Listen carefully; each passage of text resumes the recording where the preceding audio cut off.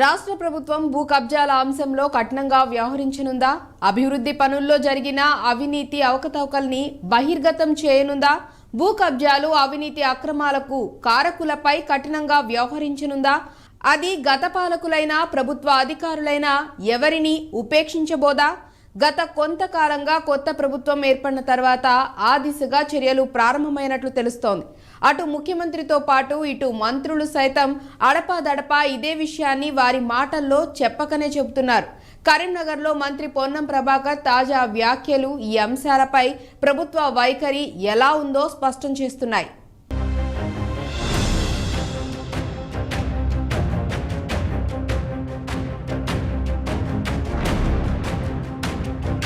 కరీంనగర్లో రాష్ట్ర రవాణా శాఖ మంత్రి పొన్నం ప్రభాకర్ పలు కార్యక్రమాల్లో పాల్గొన్నారు.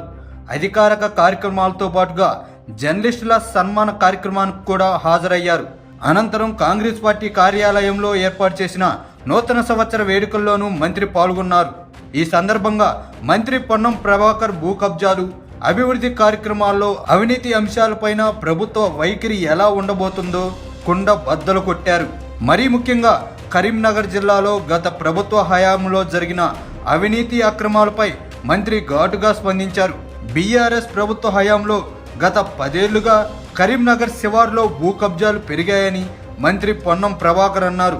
అప్పటి ముఖ్య నేతల అండ చూసుకుని కొంతమంది దళారులు సామాన్యులను ఇబ్బందులకు గురిచేశారని, నేతలు అధికారుల సహకారంతో భూ కబ్జాలకు పాల్పడ్డారని అన్నారు.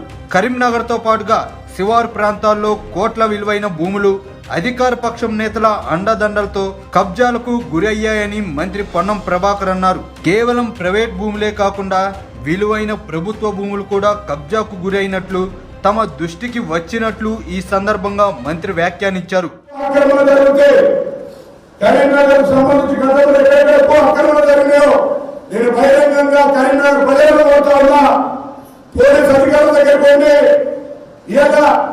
సిపి గారో లేకపోతే డిఎస్పీ గారో లేకపోతే ఎవరైనా వాళ్ళని కూడా నివేదిక ద్వారా ఆలోచిస్తా ఉన్నా. మీరు నిజంగా చట్ట పరిరక్షణ అయితే ఏ దుస్థానాలు గురైనా అప్పటి నేతలు ఎలా చెబితే అలా రెవెన్యూ, పోలీస్ శాఖ అధికారులు వ్యవహరించారని అభిప్రాయపడ్డారు. ఈ అంశాలపై ప్రభుత్వం దృష్టి సారించిందని, తప్పకుండా చర్యలు ఉంటాయని హెచ్చరించారు. భూ కబ్జాలకు గురైన బాధితులు లిఖితపూర్వకంగా ఫిర్యాదు చేయాలని, తప్పకుండా చర్యలు ఉంటాయని హామీ ఇచ్చారు. ఇప్పటికే ఈ అంశంపైన జిల్లా అధికార యంత్రాంగం, పోలీస్ శాఖ అధికారులకు ఆదేశాలు ఇస్తున్నట్టు చెప్పారు.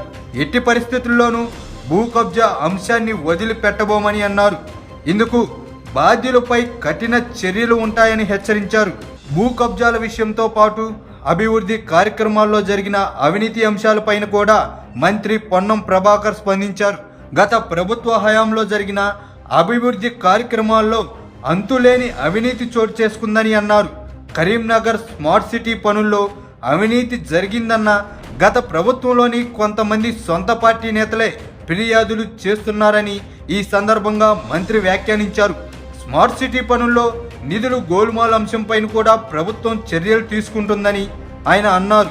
స్మార్ట్ సిటీ పనుల్లో నేతలతో పాటుగా అధికారులు కూడా అవినీతి అక్రమాలకు పాల్పడినట్టు తమ దృష్టికి వచ్చినట్టు తెలిపారు. ఈ అంశాలన్నిటిపైన సమగ్రమైన విచారణ జరిపించి తప్పకుండా చర్యలు తీసుకుంటామని మంత్రి అన్నారు.